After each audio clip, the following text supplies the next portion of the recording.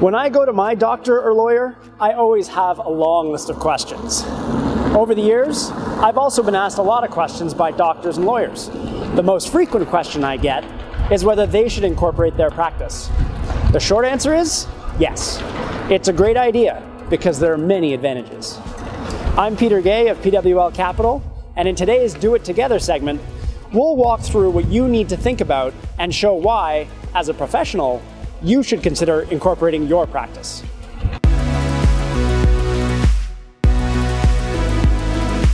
Before we get into the details of incorporating, let's do a quick overview of what incorporation actually means. Incorporation is the creation of a distinct legal entity, a corporation or company, that has many of the same powers as an individual. It can earn money, buy assets, pay taxes, and sign contracts. It's important to know that as a doctor or lawyer, you still remain personally liable for the activities you carry out through your corporation. There are a few key questions to start with. How much are you saving every year? What's your marginal tax rate or top tax rate? If the answers are over $60,000 and over 50%, then let's talk about a few reasons why incorporating might make sense for your business. One of the main reasons to incorporate is because it allows you to split your tax burden into two steps. The first step is the tax paid by the corporation on what it earns. On the first $500,000 earned inside a professional corporation in Quebec, the combined federal and provincial tax rate is only 22.4%. For earnings above that amount, the tax rate rises to 26.9%. Both of these are obviously much lower than the 53% marginal rate for personal income in Quebec. The second step is when you draw funds out of your corporation for your personal use. At this step, you pay personal taxes on the income you've drawn from your corporation, either as a dividend or as salary. The way our tax system is set up, when the two steps in this process are completed in the same year, whether you pay yourself by dividend or by salary, the total tax paid should be about the same as if you earned the income directly in your name, give or take about 1%. This is what's known as the integration principle of taxation.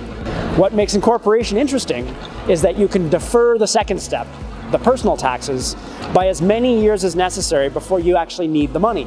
In other words, you can invest more in your corporation than you otherwise would be able to personally, since you've only had to pay roughly half the tax up front. The savings in your company therefore grow larger and faster since you've given less to the government. Another really good reason to incorporate is that it allows you a lot of flexibility in how you move funds out of the corporation and into your hands or those of your family members. For example, you can choose to pay yourself salary or dividends from your company. Depending on the setup, you can also divert income to a lower earning spouse, parents, or children over the age of 18 to take advantage of their lower personal tax rates. And if you accumulate more than you need to fund your retirement, a corporation can be a very tax-efficient vehicle for passing money on to your children as part of your estate planning. All of that sounds great, but there is a downside to incorporating. It does add an extra layer of paperwork and administration, and let's be honest, who really likes doing paperwork?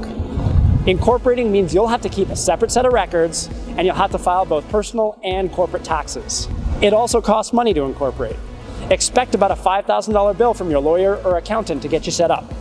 Add on an extra $2,000 to $3,000 per year in accounting and legal fees for preparing the corporate tax return and updating your corporate minute book each year. All of this means a significant outlay, but the savings over the years are worth it if you're putting enough aside in the corporation. So you see why incorporating your practice can be so appealing. By incorporating, your business pays less tax up front, which leaves more money for you to invest. Remember, if you're saving over $60,000 a year and you're in the top marginal tax bracket, you should talk to your advisor to figure out if it's right for you. One note of caution.